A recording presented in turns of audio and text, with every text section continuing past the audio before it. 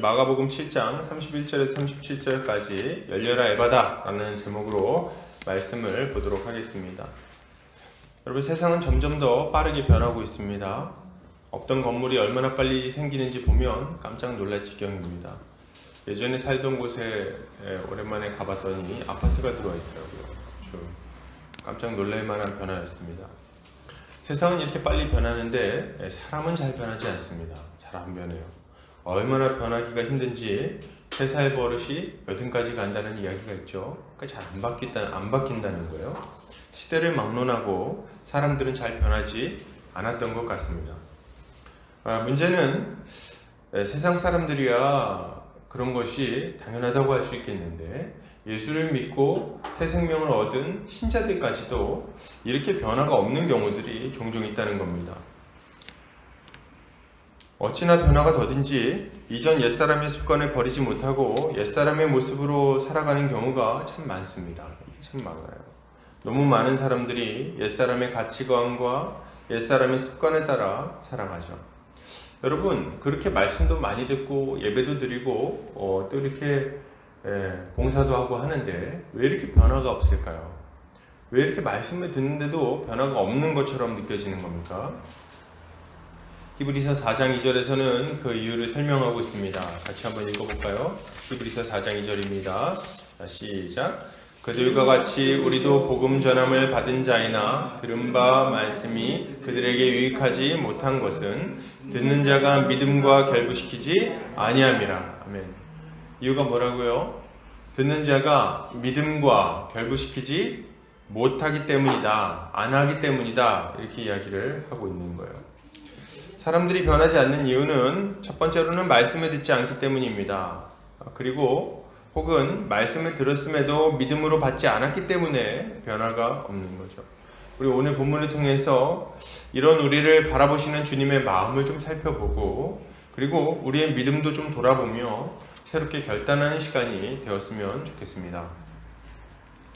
오늘 예수님은 두로 지방에서 나와 시돈을 지나고 데가볼리 지방을 통과하여 갈릴리 호수에 가십니다. 이렇게 쭉 둘러가지고 갈릴리 호수 주변으로 쭉 둘러가지고 이렇게 막 움직이고 계신 걸 우리가 알 수 있죠. 거기에 갔는데 32절에 보니까 사람들이 귀먹고 말 더듬는 자를 데리고 예수님께 나옵니다. 그리고 뭐라고 합니까? 안수해 주십시오 이렇게 좀 요청을 하고 있는 거예요. 손을 얹어서 병이 낫기를 위해 좀 기도해 달라고 부탁을 하고 있는 거죠. 예수님은 물론 거절하지 않습니다. 고쳐주시죠. 이 사람이 어떤 사람인가 봤더니 이 사람은 귀가 들리지 않았어요. 귀가 들리지 않으니까 아마 말도 어눌하게 되었던 것 같습니다. 처음부터 귀도 안 들리고 말도 못했는지, 아니면 귀가 안 들려서 자연스럽게 말도 어눌하게 되었는지는 정확하게 나오진 않아요. 그러나 어찌 되었든지 간에 둘 다 좀 좋지 않은 상황이었던 것은 분명하죠. 사실 이 사람의 형편은 우리가 그냥 귀가 안 들리니까 불편하겠다 이렇게 생각하는 것보다 더 불편하고 답답했던 것이 분명합니다. 우리가 이제 가끔 옛날 영화 같은 거 보면 무성 영화가 있죠. 무성 영화를 직접 보신 분들도 이 중에 계실 것 같은데, 변사가 앞에서 얘기해주고 이제 앞에 화면은 이제 소리가 안 나오고 이렇게 하는 거 있잖아요. 지금 이들의 삶은 그 삶 자체가 무성 영화입니다. 누군가 앞에서 막 뭘 하는데 둘이서 막 웃으면서 뭘 하는 것 같은데 무슨 내용인지를 알 수가 없는 거예요. 무슨 내용인지 알 수가 없다. 둘이서 막 이렇게 날 보면서 좋게 얘기하는 것 같지만 사실 그 사람이 우리를 비웃으면서 혹시 뒤에서 욕을 하고 있는지 알 수 없는, 아무것도 알 수 없는 그런 모호함 가운데 지금 있는 거죠. 여러분, 분명한 것은 이겁니다. 귀가 들리지 않으면 보는 것에도 지장이 생겨요. 우리가 볼 때 그 어떤 화면만 보고 어떤 내용을 알아채는 것은 생각보다 쉽지 않습니다. 특히나 둘이서 만나서 이렇게 얘기하고 있는 걸 보면서 이 두 사람이 왜 만났는지, 뭘 하고 있는 건지, 어떤 대화를 나누고 있는지를 알 수가 없는 거죠. 이 사람은 무슨 일을 보더라도 그것이 어떤 상황인지 정확하게 이해하기 어려운 사람입니다. 이 사람은 많은 어려운 일을 겪었을 것이 아주 분명합니다. 들리지 않으니 좋은 일이 있어도 알 수 없고 슬픈 일이 있어도 알 수가 없습니다. 말이 어눌하니까 사랑하는 사람에게 사랑한다 말하지도 못하고 고맙다는 말도 잘 하기가 어렵습니다. 그러니까 귀가 안 들리니까 상황을 파악하지 못하고 말이 어눌하니까 표현도 하지 못하는 그런 상황 가운데 있는 거죠. 우리가 이렇게 스트레스 풀 때 가장 많이 하는 방식이 뭡니까? 뭐겠어요? 네, 둘러 앉아서 수다 떠는 거 아닙니까?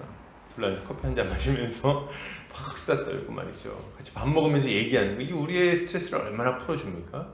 근데 지금은 그게 안 되는 거예요. 친구들과 대화하면서 즐겁게 시간을 보내지 못하는 거죠. 그러니 얼마나 답답했겠습니까? 얼마나 답답했겠습니까? 이 사람 인생은 정말 답답한 인생인 거예요. 예수님은 이 사람을 데리고 따로 나가십니다. 그리고 손가락을 그의 양 귀에 넣고 그리고 침을 뱉어서 그의 혀에 손을 대십니다. 그리고 하늘을 우러러 탄식하신 후에 에바다 이렇게 외치시는 거예요. 에바다. 이 에바다는 열리라 이런 의미를 가지고 있어요. 아람어인데 열리라 이런 의미입니다. 이렇게 우리 주님의 하늘 우러러 열려라 이렇게 기도하시니까 이 귀먹고 말 못하던 사람의 귀가 열리고 혀가 맺힌 것이 곧 풀어지는 것을 우리가 보게 됩니다. 그래서 이 사람이 아주 잘 듣고 잘 이야기할 수 있게 되는 거예요. 할렐루야. 아주 기분 좋은 치유 사역의 이야기입니다. 내용 자체는 어려운 게 하나도 없습니다. 그죠? 내용은 어려운 게 없어요. 많이 듣기도 들었고 열려라 에바다 뭐 찬양도 있고 하지 않습니까? 이 본문은 사실 누가 많이 사용하냐면 부흥사 목사님들이 많이 사용하는 본문이기도 합니다. 부흥사 목사님들이 예수님의 그 열려라 이렇게 하는 외침, 에바다 이렇게 하는 외침이 이 사람의 마음을 좀 뜨겁게 만들어주기 때문에 그런 것 같아요. 그래서 뭐 어떻게 얘기합니까? 여러분 막막한 현실 가운데 여러분 고통받고 있습니까? 좋습니다. 해결되지 않는 문제가 인생의 문제가 여러분 앞에 놓여져 있습니까? 앞에 이 재물의 문이 좀 닫혀 있습니까? 성공의 문이 닫혀 있습니까? 좋습니다. 우리 시간 기도합시다. 에바다 이렇게 딱 하는 거예요. 에바다. 그러고 나서 찬양 그때 막 반주가 나오죠. 열려라 에바다 이렇게 하면서 이제 찬양을 하는 거예요. 우리 주님을 만나면 뭐 인생의 닫힌 문들이 활짝 열립니다. 뭐 이렇게 얘기하는 거죠. 뭐 제가 이렇게 실제로 이런 걸 영상도 보고 했는데 아주 신나더라고요. 보는데 흥이 납니다. 열려라! 응? 한 다음에 이제 열려라 에바다 막 찬양 부르면서 그때 이제 목사님 멘트를 넣으세요. 뭐라고? 재물의 문아 열려라! 뭐 이렇게 성공의 문아 열려라! 뭐 이렇게 중간중간 추임새를 넣어주십니다. 그러면 막 그냥 마음이 뜨거워지죠. 이제 다 열릴 것 같고 이제 거기를 어떻게 좀 다닐 수 있을 것 같고 인생 문제가 좀 풀릴 것 같다는 생각이 막 들기도 합니다. 이런 메시지가 참 많이 있었던 게 사실이죠. 그나마 좀 제가 이렇게 그 영상을 좀 참고해 봤을 때 이거보다 조금 더 고상한 분들이 좀 계세요. 그런 분들은 선교와 연결시키기도 합니다. 선교. 그래서 이 열려라 에바다 이 본문을 가지고 우리가 주의 복음을 전할 때 이 복음이 막혀가지고 제대로 전파되지 않을 때가 있다. 그때 우리가 기도하면 하나님께서 그 전도의 문을 열어주실 것이다. 열려라 에바다. 그래서 이제 이 사도 바울이 저 마게도냐 지방으로 건너가야 되는 그런 상황. 그런 상황에서 하나님께 기도했더니 막 전도의 문이 열리고 이런 일이 있었지 않냐. 뭐 이렇게 얘기하는 걸 들었는데 참 고상한 해석이라고 생각합니다. 그나마 좀 괜찮은 해석이 아닌가 생각을 해봤어요. 근데 여러분 그렇다면 오늘 본문을 이렇게 해석해도 괜찮은 것인가? 이거는 좀 우리가 생각해 볼 문제인 것 같아요. 이렇게 해석하는 게 정당한가? 우리 인생에 문제들이 많은데 이 문제들이 열리라고 기도하라는 본문이다. 그런 얘기다. 이렇게 해석하는 건 괜찮은가? 혹은 선교를 하려고 그러는데 문이 닫혀갖고 선교가 안 될 때 열려라 기도했더니 열리더라. 뭐 이렇게 해석하는 건 괜찮은가? 말 자체가 틀린 말이 아니죠. 둘 다. 하나님께서 우리 인생의 문제들을 해결해 주기도 하시고 하나님께서 전도의 문을 열어주기도 하시니까 말 자체는 틀린 얘기가 아닙니다. 다만 오늘 이 본문에서 그 얘기를 하느냐는 좀 생각해 볼 문제라는 거예요. 여러분 오늘 본문의 맥락은 인생을 잘 풀리게 해주시거나 선교를 할 수 있도록 길을 열어주신다는 이야기가 사실은 아닙니다. 그런 얘기를 하려는 본문은 아니에요. 지금부터 왜 그런 식으로 해석하는 게 좀 어려운 건지 한번 살펴보도록 하겠습니다. 오늘 본문을 대할 때 가장 먼저 생각할 점은 왜 7장에 이 이야기가 등장하느냐라는 점입니다. 왜 하필이면 7장에 에바다 이야기가 나올까? 물론 우리 주님은 실제로 이 시기에 이 일을 하신 것이 분명합니다. 이 시기에 이 에바다 사건이 있었을 거예요. 그런데 이것은 중요한 이유라고 말하기가 좀 어렵습니다. 왜요? 우리 주님은 정말 어마어마하게 많은 치유 사역을 행하셨기 때문에 그래요. 우리 주님이 병자도 많이 고치셨고요. 귀신도 많이 내쫓으셨어요. 그리고 사람들 가르치기도 많이 가르치셨습니다. 그런데 성경에 그걸 다 기록하지는 않는다는 거예요. 성경에 기록되는 거는 굉장히 소수입니다. 성경은 다 기록하지 않았어요. 왜 그랬을까요? 만약에 우리 주님이 행하신 일과 가르치신 것들을 성경에다 다 기록하려고 했으면은 누군가의 말처럼 하늘을 두루마리 삼고 바다를 먹물 삼아도 다 기록하지 못할 만큼 어마어마하게 많은 양이기 때문에 그렇습니다. 이것을 생각해 보면 오늘 이 마가복음의 저자는 특별한 이유가 있기 때문에 굳이 이 이야기를 선택해서 기록했고 굳이 7장 이 위치에다가 기록했다는 겁니다. 이렇게 보는 게 정확한 거예요. 7장의 전반부를 살펴보면 어떤 이야기 나옵니까? 외식하는 바리새인에 대한 이야기가 나오죠. 그들은 부정한 것을 만지면 부정하게 된다고 생각했어요. 자기가 더러워진다고 생각했어요. 그래서 손을 깨끗하게 씻는 것으로 자신이 깨끗해져서 하나님 앞에 나아갈 수 있을 거라고 생각했습니다.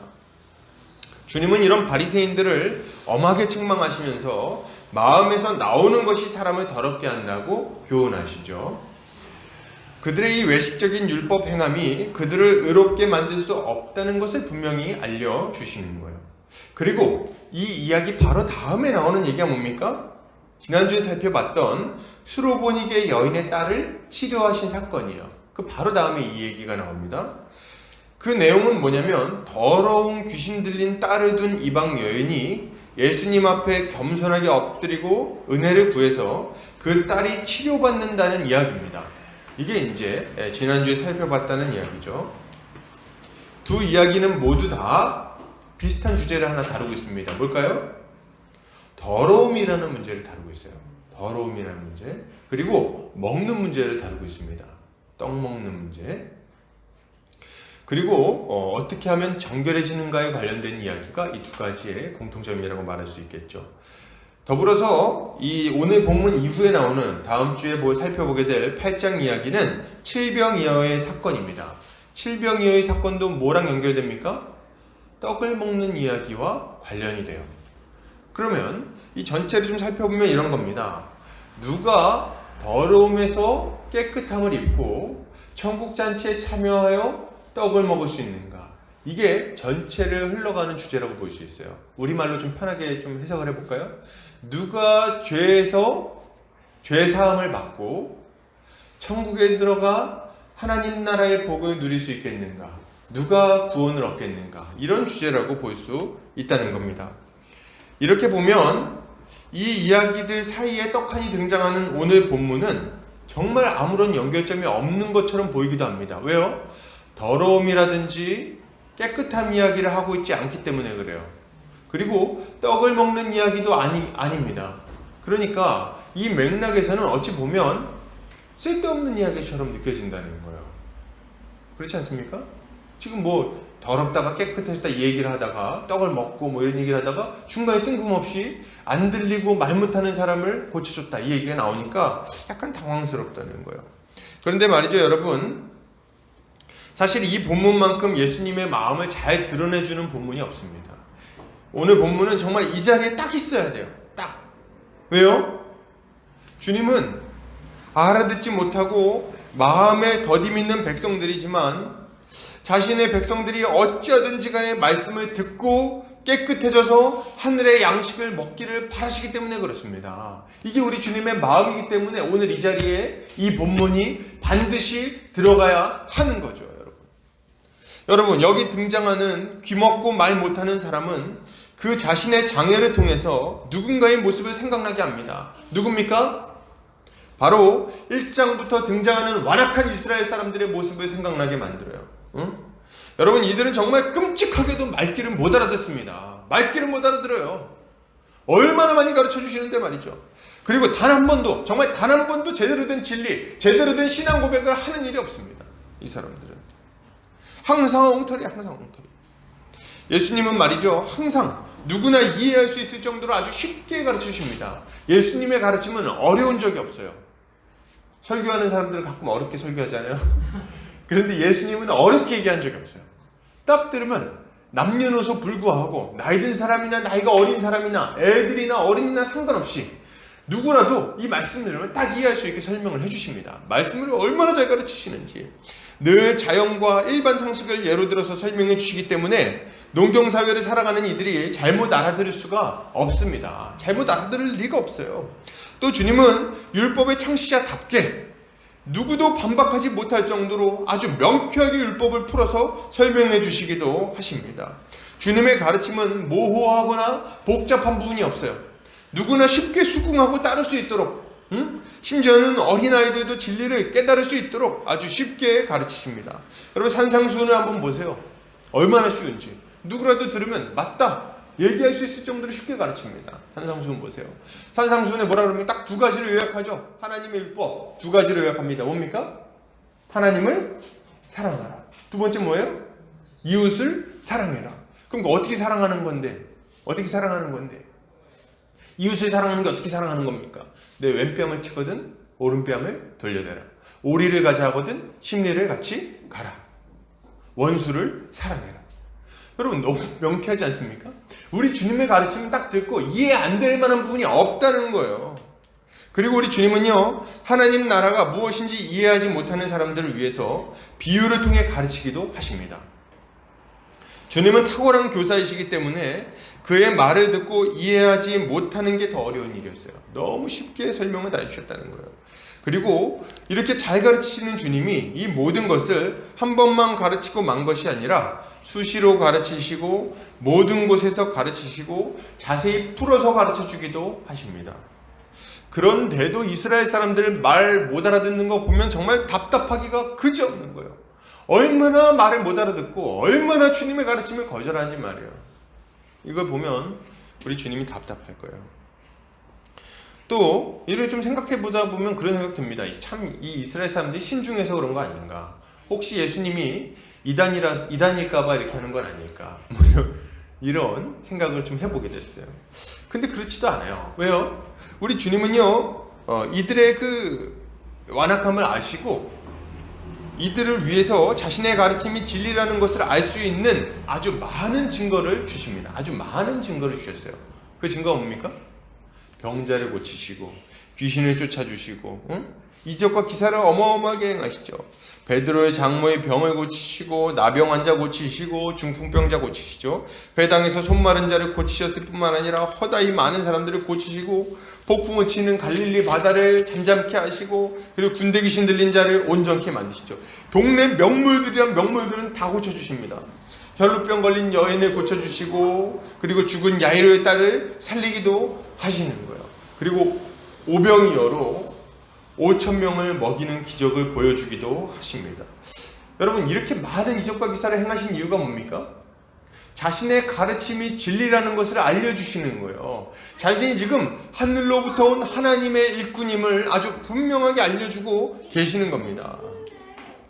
여러분, 문제는 뭐예요? 문제는 이런 어마어마한 가르침과 기적에도 불구하고 이스라엘 사람들이 주님을 거절한다는 겁니다. 여러분, 그렇게 많은 은혜를 받았음에도 불구하고 그렇게 많은 이적과 기사를 봤음에도 불구하고 그렇게 많은 가르침을 들었음에도 불구하고 주님을 거절한다는 거예요. 여러분, 도대체 우리 주님이 도대체 무슨 일을 더 해야 믿을 겁니까? 죽은 자도 살렸는데 어떻게 해야 믿냐는 거예요. 뭘 가르쳐줘야 이제 믿냐는 거죠. 이제는 믿어야 될 때가 되지 않았냐는 말이죠. 이제 좀 믿어줘야 되는 거 아닙니까? 역가서. 근데 이 정도 했는데도 7장 와가지고 깨끗한 손으로 떡을 먹어야 깨끗해진다는 소리나 하고 있으니까 여러분, 정말 속에서 천불 날 일입니다. 얼마나 답답한 문제입니까? 이들은 정말 그야말로 목이 곧은 백성들입니다. 스데반은 이렇게 말씀에 불순종해온 이스라엘에 대해 이렇게 고발합니다. 우리 사도행전 같이 한번 사도행전 같이 한번 읽어보겠습니다. 자, 시작. 목이 곧고 마음과 귀에 할례를 받지 못한 사람들아, 너희도 너희 조상과 같이 항상 성령을 거스르는도다. 이들은 목이 곧고 마음과 귀에 할례를 받지 못한 자들입니다. 하나님의 말씀이 그렇게 많이 선포되는데도 그걸 다 흘려들으니 정말 완악한 자들이라고 말할 수 있는 거죠. 정말 기가 막힌 일은 뭔지 아십니까? 이스라엘 사람들은 그렇게 안 믿는데 이방 사람들은 또 왜 이렇게 잘 믿습니까? 이방인들은 말이죠, 거르사 광인도 너무 잘 믿습니다. 딱 듣고 단정해져가지고 주님을 따르겠다고 얘기를 하는 거예요. 세상에 뭘 안다고 주님을 따릅니까? 근데 딱 경험한 거예요. 우리 주님이 나를 온전하게 해주시는구나. 이분 아니면 정말 참 치료자가 없구나. 주님을 따라가는 거예요. 수르보니게 여인도 얼마나 잘 믿습니까? 자녀의 떡을 취하여 개들에게 던지는 것이 마땅하지 않다, 이렇게 얘기를 했더니, 주여 제가 개가 맞지만 은혜를 좀 베풀어 주십시오, 이런 믿음의 고백을 막 한다는 거예요. 그리고 어떻게 됩니까? 그리고서 막 은혜를 받아가지고 누리는 거예요. 그리고 온전케 됨을 얻는 거예요. 회복이 되는 거예요. 구원을 얻는다는 말이죠. 이 사람들은 그 나라 본나라 백성이 아닙니다. 그럼에도 불구하고 이걸 막 마음껏 받아서 누리고 있는 거예요. 본문에 마가복음엔 나오지 않지만 수가성 여인과 사마리아 사람들도 마찬가지예요. 이 사람들도 얼마나 주님을 잘 받아들입니까? 우리 주님이 말씀을 잠깐 가르쳐 주니까 말이죠, 그 앞에 딱 엎드리고 내가 당신이 예수님이고 당신이 주님이시군요 하고 물동이 던져두고 마을로 막 뛰어가지 않습니까? 마을 사람들은 며칠 말씀 듣고 나서 이 사람이 메시아라는 걸 우리가 다 알겠다 고백을 합니다. 여러분, 그들은 예수를 믿고 깨끗하게 됐어요. 자유함을 얻었습니다. 하나님께 영광을 돌리며 하나님 나라의 복락 가운데 살아가는 거예요. 웬 말이냐는 거죠. 본나라 백성들, 이스라엘 백성들은 끈질기게 거절하는데 이방인들은 잘도 믿어요. 주님은 지금 이 이스라엘 사람들의 어리석음과 완악함을 보시고 안타까워하고 계시는 겁니다. 주님은 지금 말할 수 없이 애통한 마음으로 탄식하고 계시다는 거죠. 이런 상황에 대해 이사야 선지자는 이렇게 말합니다. 이사야 65장 1절에 3절 같이 읽겠습니다. 시작. 나는 나를 구하지 아니하던 자들에게 물음을 받았으며 나를 찾지 아니하던 자에게 찾아냄이 되었으며 내 이름을 부르지 아니하던 나라에 내가 여기 있노라 내가 여기 있노라 하였노라. 내가 종이의 손을 펴서 자기 생각을 따라 옳지 않은 길을 걸어가는 패역한 백성들을 불렀나니 곧 동산에서 제사하며 벽돌 위에서 분향하여 내 앞에서 항상 내 노를 일으키는 백성이라. 여러분, 이게 무슨 얘기입니까? 우리 주님은 어찌하든지 간에 자기 백성을 구원하려고 손을 내밀고 계십니다. 돌아와라, 돌아와라, 지금 나한테 돌아와라. 내 말을 듣고 치유를 받고 너희 아픈 것들을 고침을 받아라. 내가 너희 죄를 깨끗하게 씻어줄 테니 돌아와라, 돌아와라. 하루 종일 손을 내밀고 계신데 이들이 돌아오지를 않습니다. 언덕 위에서 분향하고 우상을 섬기고 그리고 자녀를 불 가운데 다니게 하고 온갖 종류의 폐악된 이 죄를 저지름으로 하나님은 떠나고 있다는 거예요. 그렇게 손을 벌리고 있는데 말이죠, 이스라엘 역사 내내 우리 하나님이 그들에게 손을 내밀고 계시지 않습니까? 사사들을 보내시고 왕들을 보내시고 선지자를 보내갖고 돌아오라고 얘기하는데 돌아오지를 않는 거예요. 여러분, 더 답답한 건 뭔지 아십니까? 지금 하나님의 아들 예수 그리스도가 이 땅에 오셨는데도 불구하고 여전히 돌아오지 않는다는 거예요. 그렇게 많은 말씀을 주시는데, 그렇게 많은 이적과 기사를 보여주시는데 안 돌아옵니다. 안 돌아와. 이렇게 완악한 자들이 어디 있냐는 거예요.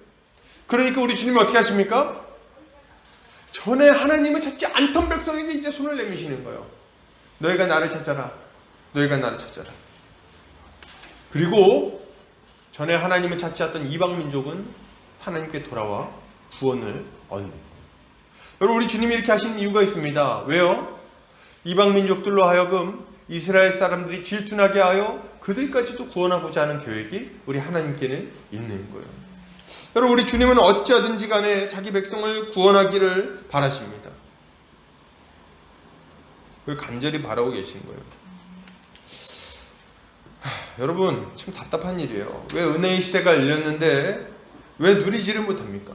왜 말씀을 전하는데 듣지를 않냐는 거예요. 응? 구원의 문이 지금 활짝 열려있는데 왜 들어오지를 못합니까? 왜 쓸데없는데 마음이 뺏겨가지고 여전히 우상을 숭배하며 살아가냐는 겁니다.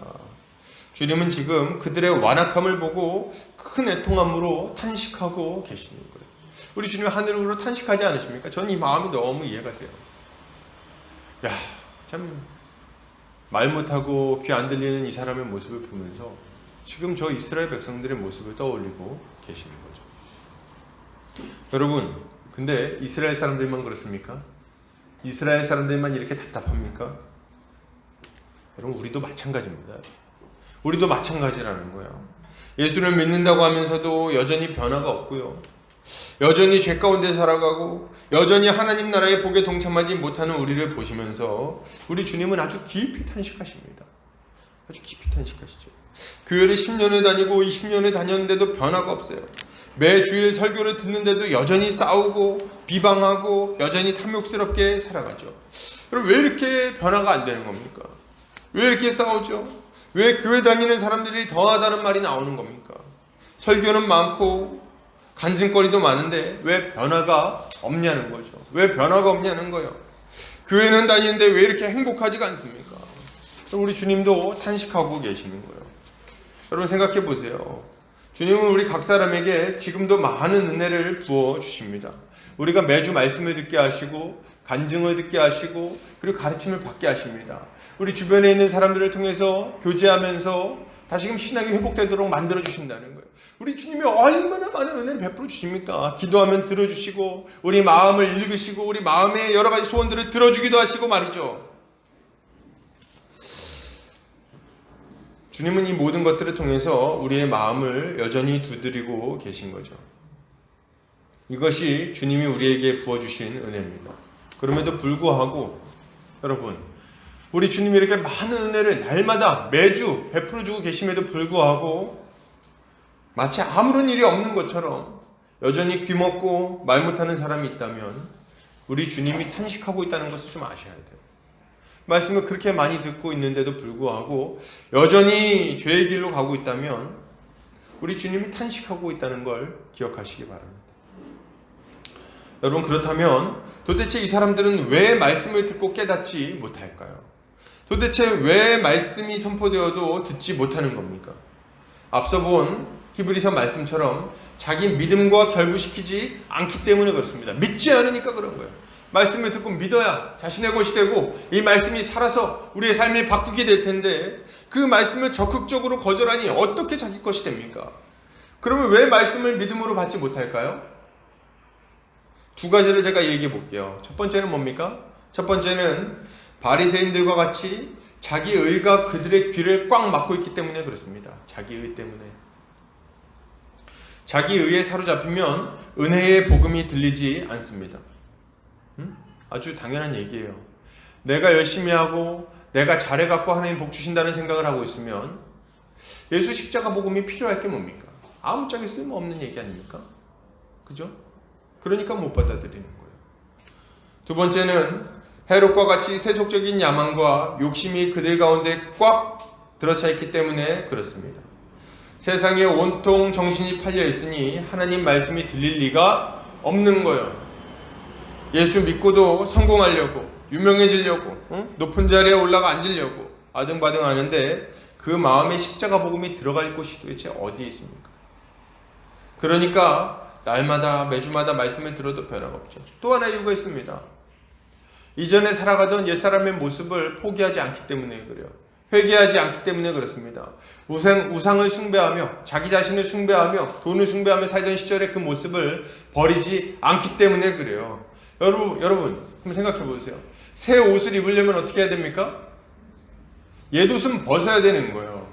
그래야지 새 옷을 입을 수 있는 겁니다. 옛날 옷을 입고 그 위에다 새 옷을 입으려고 그러면요, 안에 있는 더러운 옷이 겉에 있는 옷까지 더럽히고 말 겁니다. 안 된다는 거예요. 여러분, 하나님과 바알을 같이 섬기는 게 어떻게 가능합니까? 예수 그리스도와 벨리알이 어떻게 같이 있을 수 있냐는 거예요. 둘이 같이 있을 수 없어요. 둘 중에 하나를 택해야지. 엘리야 선지자가 얘기하지 않습니까? 야, 바알이 하나님이면 바알을 섬기고 하나님이 여호와가 하나님이면 여호와를 섬겨라. 어중간하게 중간에 서 있지 말고 분명하게 얘기하시잖아요. 왜 믿음을 못 갖습니까? 어중간한 상태에 서 있으니까 믿음이 안 생기는 거예요. 어중간한 상태에 있으니까 변함이 없는 거예요. 변화가 없다는 거예요. 어중간한 상태에 있으니까 평강을 누릴 수 없는 겁니다. 여러분, 우리는 우리의 보잘것없는 의를 멀리 던져버려야 돼요. 뭐 그렇게 많은 일 했다고 말이죠. 뭐 그렇게 잘했습니까? 맨날 하는 얘기가 그런 겁니까? 저한테 더 요구하지 마세요. 저 할 만큼 했어요. 뭘 그렇게 할 만큼 했다고 요구하지 말라고 말이죠. 뭘 그렇게 했어? 뭘 하나님한테? 응? 제가 그런데 이것도 했고 저것도 했고 이렇게 했고 헌금도 했고 이거 하지 않았습니까? 잘하셨군요. 아주 천국 갈 만큼 아주 충분합니까? 그래가지고 그게 답답할 노릇이에요.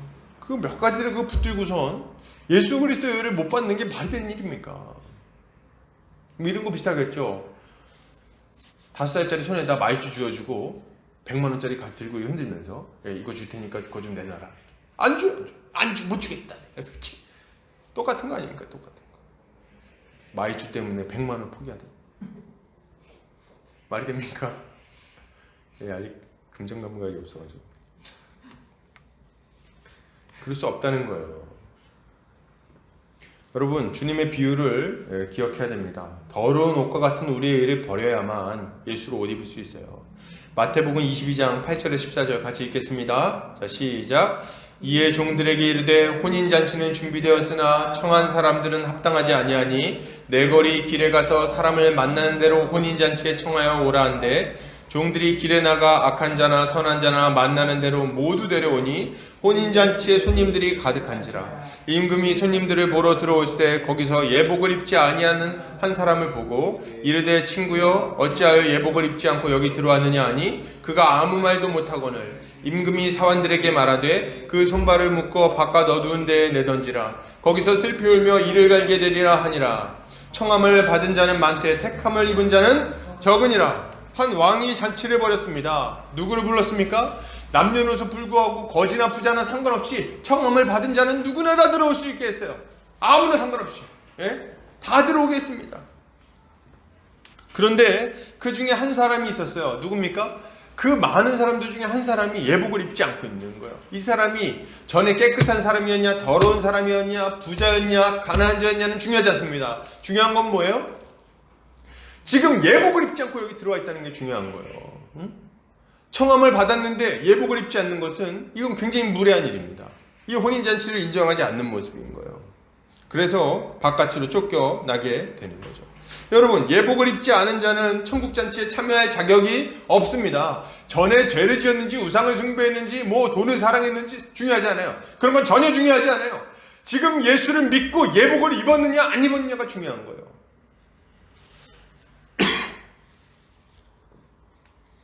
우리의 의를 의지하면 안 됩니다. 이사야 선지자가 말합니다. 이사야 64장 같이 한번 읽어보겠습니다. 시작. 무릇 우리는 다 부정한 자 같아서 우리의 의는 다 더러운 옷 같으며 우리는 다 잎사귀같이 시들므로 우리의 죄악이 바람같이 우리를 몰아가나이다. 우리의 의는 더러운 옷과 같죠. 이 더러운 옷을 벗고 예수 그리스도의 의를 덧입어야 되는 거예요. 어떻게 입나요? 믿음으로 입는 거예요. 갈라디아서 3장 26절 27절 읽겠습니다. 자, 시작. 너희가 다 믿음으로 말미암아 그리스도 예수 안에서 하나님의 아들이 되었으니 누구든지 그리스도와 합하기 위하여 세례를 받는 자는 그리스도로 옷 입었느니라. 아멘. 여러분, 예수 그리스도로 옷 입으시기 바랍니다. 자기의 의를 좀 버리고 자기 죄인임을 인정하고 예수 그리스도의 의, 그 십자가의 의를 붙들어야 되는 거죠. 그래야만 생명을 얻을 수 있는 거예요. 성공하려는 욕심도 좀 버려야 되겠습니다. 편안해지려는 욕심도 버려야 돼요. 좀 몸 편해지겠다 이런 거. 허상 같은 안정감도 포기하시기를 바랍니다. 성공 좀 못하면 어때요, 여러분? 돈 좀 못 벌면 어떻습니까? 좀 불편하긴 하겠죠? 그러나 좀 없으면 어떻습니까? 없으면. 주님이 우리와 함께 하시는데 정말 그렇게 막 못 살겠어요? 그거 가지고 부족해서 못 살겠네. 먹을 것과 입을 것이 있으니 족한 줄로 알라고 주님 말씀하시지 않았습니까? 이제 그런 것들 충분하다고 생각하고 주님을 위한 일에 인생을 던지는 것이 마땅합니다. 옛날 목사님들이 후배 목사님들한테 늘 하던 얘기가 있어요. 목사는 3가지를 준비해야 된다. 목사는 3가지 준비해야 된다. 이렇게 첫 번째, 설교할 준비. 언제 설교할지 모르니까 항상 준비하고 있어라. 두 번째, 이사갈 준비. 이사갈 준비. 언제 주님이 부르시면 어디로 가야 될지 모르니까 이사갈 준비 항상 하고 있어요. 세 번째, 죽을 준비해라. 이렇게 3가지 준비하라고 했어요. 언제 우리가 주님 앞에 목숨 드려야 될지 모르지 않냐. 준비하고 있어라. 여러분, 제가 이렇게 생각해 보면 저의 각오와 준비를 생각해 볼 때 참 이게 부끄럽게 그지 없습니다. 일단 이사할 준비가 안 돼 있어요. 이사를 못 하고 있어요, 지금. 이게 웬 말입니까? 이게. 지금 선배 목사님들한테 크게 혼나도 할 말이 없는 상황인 거죠. 친구를 이상한데. 여러분 좋습니다. 그러면 여러분 목사만 준비합니까? 여러분 목사만 준비하면 되나요? 성도들도 준비를 해야 되겠죠. 복음을 전할 준비, 헌신할 준비, 죽을 준비, 이런 것들을 마찬가지로 해야 되는 거예요. 그럼 나그네 인생이라고 늘 그렇게 말하면서 세상 성공에 이렇게 사로잡혀 있는 건 또 뭡니까? 그것도 웃긴 일이에요. 있으면 감사하고 없어도 그만입니다. 가져가지 못해요. 아무것도 가져가지 못합니다. 이 땅에서 주님과 함께 십자가를 지지 않고 어떻게 우리가 부활 영광, 영원한 생명을 누릴 수 있겠습니까? 안 된다는 거죠. 주님은 지금도 이렇게 옛사람의 모습을 버리지 못한 자들을 위하여 말씀하시는 거예요. 뭐라고요? 열려라. 그 굳은 마음, 말씀을 듣지 못하는 그 막힌 귀 열려라. 좀 열려라. 그 어눌해져 가지고 도무지 말하지 못하는, 제대로 된 신앙 고백도 못하고 감사도 못하고 찬양도 못하는 그 어눌한 입 좀 열려라. 우리 주님이 기도하고 계십니다. 말씀을 흘려듣는 귀 좀 열리고, 감사가 사라진 입술이 좀 열리고, 완악해져 있는 그 교만한 심령도 좀 열리고, 하나님의 말씀이 그 안에 들어가서 변화되기를 바란다. 이게 우리 주님이 기도하는 바 아닙니까? 우리 안에 보내신 성령께서 지금 말할 수 없는 탄식으로 기도하고 계시는 거예요. 로마서 8장 같이 읽겠습니다. 시작. 이와 같이 성령도 우리의 연약함을 도우시나니 우리는 마땅히 기도할 바를 알지 못하나 오직 성령이 말할 수 없는 탄식으로 우리를 위하여 친히 간구하시느니라. 마음을 살피시는 이가 성령의 생각을 아시나니 이는 성령이 하나님의 뜻대로 성도를 위하여 간구하심이니라. 아멘. 여러분, 우리는 예수님의 마음을 알고 우리도 기도해야 되겠습니다. 여러분, 기도하셔야 돼요. 우리 주님의 답답한 마음을 이해해야 되는 거예요. 예수님을 믿는다고 하면서도 여전히 죄 가운데 거하고 있다면 우리 자신의 이 완악함과 이 고집에 대해서 답답하게 여겨야 돼요. 나는 도대체 왜 이렇게 안 변하는가? 난 내 마음은 왜 이렇게 잘 안 열리는가? 난 왜 이렇게 죄를 끊어내지 못하는가? 우리의 죄악에 대해서 애통해야 하고 겸손히 주님 앞에 엎드려야 됩니다. 수로보니게 여인처럼 좀 간절히 은혜를 구해야 되겠어요. 우리가 먼저 주님 은혜를 받아야 되는 거예요, 여러분. 뭐 누구한테 복음 전하기 전에 먼저 우리 자신이, 우리가 먼저 주님 앞에 엎드려야 되는 거죠. 여러분, 우리 자신만 위해서 기도한다고 끝은 아닙니다. 말씀을 듣지만 변화가 없는, 정말 말씀을 듣지만 변화가 없는 이 시대를 보면서 우리도 좀 답답해하고 기도할 필요가 있어요. 복음을 가르쳐도 기뻐하지 않고 죄를 지적해도 애통해하지 않는 이 세대를 위해서 기도해야 됩니다. 세상에 죄 가운데 빠져가지고 그렇게 그냥 한도 끝도 없이 떨어져 나가고 있는 저 어린 아이들을 위해서도 기도해야 되겠어요. 어려서부터 이 죄에 사로잡혀서 얼마나 끔찍한 일들을 저지르는지 여러분, 우리가 기도해야 되겠어요. 중고등부 아이들을, 지금 우리 교회는 없지만 위에서 좀 기도해야 됩니다. 말씀을 듣는데 다 졸고 앉아있어요 지금. 그렇죠? 이제 전사님들 얘기 듣다 보면 찬양할 때도 찬양을 안 하고, 기도할 때도 기도를 안 하고, 말씀 들을 때는 자고, 놀자 그러면 눈을 뜨고, 이게 어떻게 되냐는 거예요 지금. 답답하기 그지없습니다. 전사님들이 답답하시면 우리 주님 마음은 더 답답합니다. 답답하기 그지없습니다. 그래서 우리도 기도해야 되는 거죠. 어떻게 기도해야 됩니까? 열려라, 열려라. 저 귀가 열려라. 하나님이 열어주십시오. 기도해야 되는 거예요. 결국 오늘 이 사람은 어떻게 됩니까? 귀 먹고 말 못하던 이 사람은 온전하게 회복됩니다. 귀가 열리고 입이 열리죠. 이제 모든 것을 이해하고 하나님께 감사하며 복음을 증거하며 돌아다닙니다. 여러분, 예수를 만나셨습니까? 지각이 열리고 심령이 열리는 하늘의 은혜를 좀 경험하셨나요? 그렇다면 복음을 전하시기를 바랍니다. 듣지 못하는 자가 온전케 되고 말 못하는 자가 예수를 구주로 고백하는 역사가 나타나게 될 것입니다. 그들의 심령 가운데 천국의 복락이 임하게 되겠죠. 교회가 변화될 겁니다, 여러분. 믿으세요.